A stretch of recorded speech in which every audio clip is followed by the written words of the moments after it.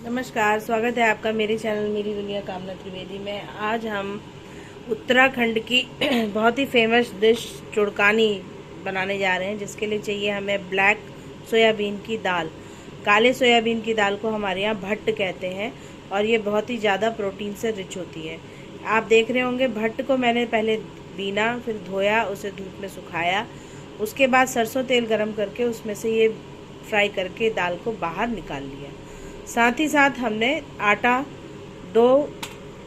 एक कटोरी, छोटी कटोरी बराबर का आटा मैंने लिया, उसको भी कढ़ाई में भून लिया बिना तेल के, या आपकी इच्छा तेल में भूनना चाहें तो और वो भी बात आप कर सकते हैं।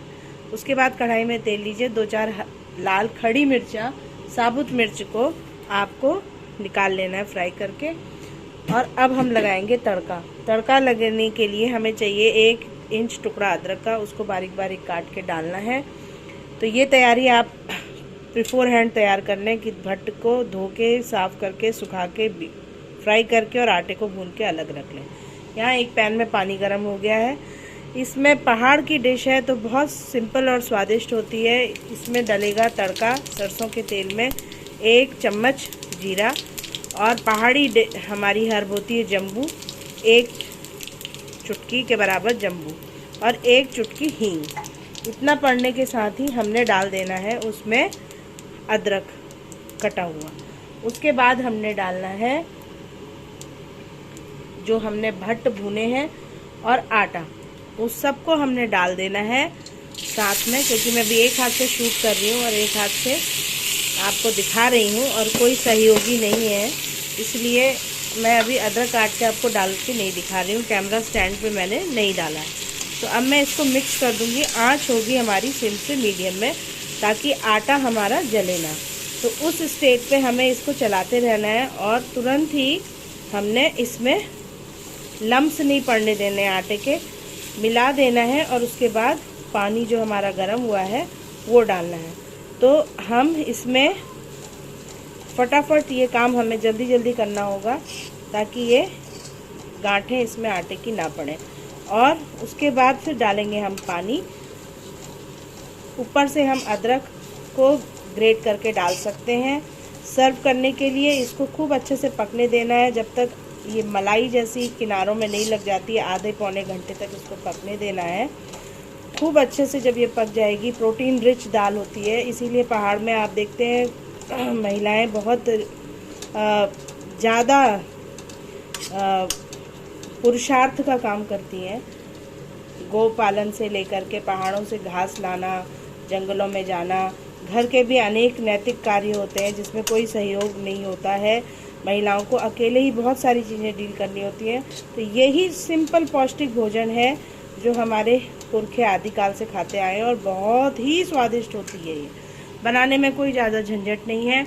अब मैं डालूँगी इसमें, जब हम तड़का डालते हैं तो जो प्याज लहसुन खा रहे हैं तो वो प्याज लहसुन भी काट के, जैसे हम छौंकते हैं ना, फ्राई करते हैं ब्राउन होने तक, वैसे करके भी डाल सकते हैं। ये बिना प्याज लहसुन वाला मेथड में शेयर कर रही हूँ आपके साथ। धीमे धीमे करके जो पानी उबला हुआ है इसको मैं धीमे धीमे डाल रही हूँ। न्यू कुक्स और वर्किंग वुमेन्स और सबके लिए, जो भी बना रहे हैं उसके लिए एडवाइस है, पानी को, गर्म पानी को जोर से सेंटर से बिल्कुल ना डालें, धीमे से धार बना के इस तरीके से साइड से डालें।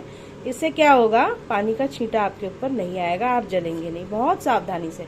और गर्म पानी डालने से क्या होगा, कुकिंग प्रोसीजर को ब्रेक नहीं लगेगा और वो पकता ही चला जाएगा। आगे से आगे जितना भी पका है उसके आगे प्रक्रिया बढ़ेगी। यहाँ आराम से हमने धीमे से इसको मिक्स कर लेना है, ताकि जो भी लम्स है वो हट जाए। सर्विंग स्पून को मैं हटा लेती हूँ और इसको मैं साइडों से डालती हूँ। अब आती है बात पिसे हुए मसालों की। तो पिसे हुए मसालों में इसमें कोई ज़्यादा खास मसाले नहीं पड़ते हैं। थोड़ा सा शगुन के लिए हम हल्दी डाल देंगे, जरा सी चुटकी भर या 1 चम्मच, मर्जी है आपकी। और डलेगा नमक। धनिया पाउडर की इसमें कोई ज़्यादा आवश्यकता नहीं है। नमक थोड़ी सी, मैं आधी छोटी चम्मच नमक डाल रही हूँ। और ये सिर्फ नमक, मिर्च का छौंक, हींग, जीरा, जम्बू के छौंक के साथ स्वादिष्ट चुड़कानी बनके तैयार हो जाएगी। बहुत ही बढ़िया खुशबू आ रही है हमारे किचन में। और इसको पकने में मीडियम से सिम में ही पकाना है। एकदम जैसे कढ़ी गाढ़ी गाढ़ी नहीं हो जाती बाद में, तो उसकी कैसी यहाँ पे मलाई से जमती है, इसी तरह से ये आटा उसको हेल्प करता है गाढ़ा होने में इस दाल को, और साथ ही साथ वो मलाई जैसी कंसिस्टेंसी साइडों में आने लगती है।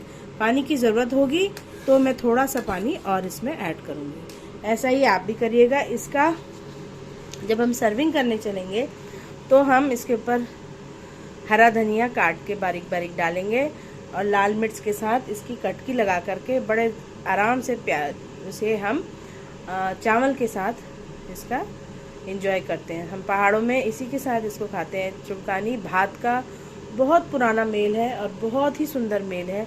ऊपर से ग्रेट करके मैं अभी अदरक डालूंगी ताकि अदरक का भी रस इसमें खूब बढ़िया से आ जाए।